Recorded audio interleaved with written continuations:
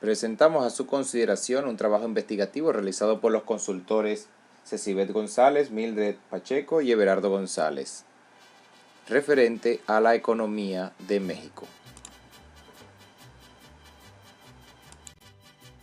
Como información general tenemos que el nombre oficial es Estados Unidos Mexicanos, cuya capital es México Distrito Federal.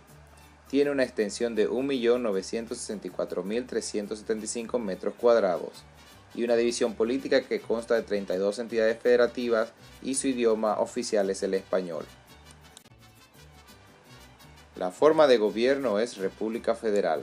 Está dividida en el Poder Ejecutivo, Legislativo y Judicial.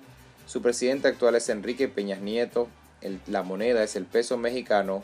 Y entre los recursos naturales de mayor importancia se encuentra el petróleo, la plata, el cobre, el oro, el plomo, el zinc, el gas natural y la madera. La población total de México, de acuerdo a la encuesta del año 2015, está en la cantidad de 119.530.753 habitantes. Como antecedente económico tenemos que el Producto Interno Bruto de México en el año 2013 creció un 1.4% respecto al año 2012. Se trata de una tasa de 22 décimas menor que la de dicho año, cuando fue de 3.6%, tal cual se ve en la gráfica que presentamos. Por su parte, en el año 2014, el Producto Interno Bruto de México creció un 2.8% respecto al año 2013. Se trata de una tasa de 14 décimas mayor que la del 2013, que fue de 1.4%, tal cual se muestra en la gráfica que presentamos. En el año 2015 el Producto Interno Bruto de México fue de 3.3% respecto al 2014. Se trata de una tasa de 5 décimas mayor que la del 2014, que fue de 2.8%, tal como se muestra en la gráfica que presentamos. Durante el año 2016, el Producto Interno Bruto de México ha crecido un 2.9% respecto al 2015. Se trata de una tasa de 4 décimas menor que la de dicho año, cuando fue de 3.3%, tal como se muestra en la gráfica que adjuntamos. En el año 2017, el Producto Interno Bruto de México ha crecido un 2% respecto al 2016. Se trata de una tasa de 9 décimas menor que la de dicho año, cuando fue de 2.9%. Y como podemos ver, hay una tendencia de crecimiento en los últimos 4 años. Al hablar sobre la clasificación del riesgo, debemos destacar que México, de acuerdo a Moody, tiene una calificación de A3. De acuerdo a Standard & Poor's, tiene una calificación de BBB+, y de acuerdo a Rating Fitch tiene una calificación de BBB+. La clasificación de riesgo que recibe México refleja una fuerte posición externa, buena flexibilidad monetaria y de tipo de cambio, así como un moderado nivel de deuda y de perfil fiscal. El gobierno mexicano ha demostrado su capacidad para implementar varias reformas estructurales como años recientes en los sectores financiero, energético y reforma fiscal. Si bien es cierto el crecimiento económico durante el año 2016 se apuesta como el más bajo de los últimos años, esto se debe principalmente al lastre que tiene la actividad industrial y a una leve desaceleración del sector servicio. Sin embargo, se tiene una proyección diferente para el año 2017. México cerró con una expansión del 2.0% anual en el año 2017, de acuerdo a las cifras originales del INEGI. La participación por sectores económicos en la economía de México tenemos que en el sector primario el 4.1% corresponde al PIB y un empleo del 14%. En el sector secundario el PIB corresponde a 34.2% y un 24% de empleo. El sector terciario corresponde al PIB de 61.8% y un 62% de empleo. Igualmente presentamos en el cuadro a la mano derecha los distintos rubros en que durante el año 2014, 2015 y 2016 se distribuyó el PIB. De acuerdo a la gráfica que se presenta, existe una disparidad de crecimiento entre los estados mexicanos.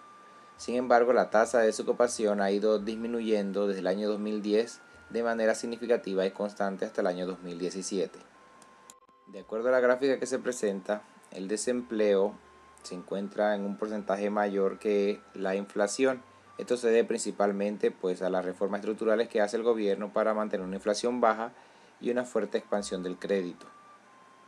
El Banco de México ha controlado la inflación dentro de la banda proyectada a pesar de la importante depreciación del peso, tal cual como se presenta en el panel A.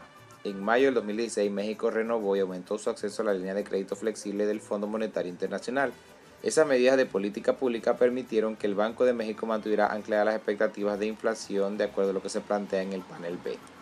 Otro aspecto que debemos destacar es el comportamiento de la deuda externa. Si bien es cierto, ha ido en aumento desde el año 2007 hasta el 2017, lo cierto es que la capacidad de pago del país también ha ido en aumento y ha permitido hacer frente al pago de intereses. Igualmente debemos señalar que en el cierre del 2017 el saldo histórico de los requerimientos financieros del sector público se redujo significativamente en un 46%, algo que no había pasado en los últimos 10 años.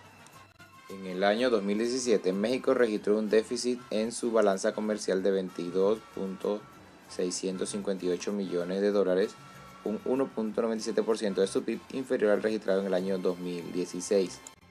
En el año 2017 las exportaciones de México crecieron un 9.51% respecto al año anterior. Las ventas al exterior representaron el 35% de su PIB, por lo que se encuentra en el puesto 46 de 188 países del ranking de exportaciones respecto al PIB.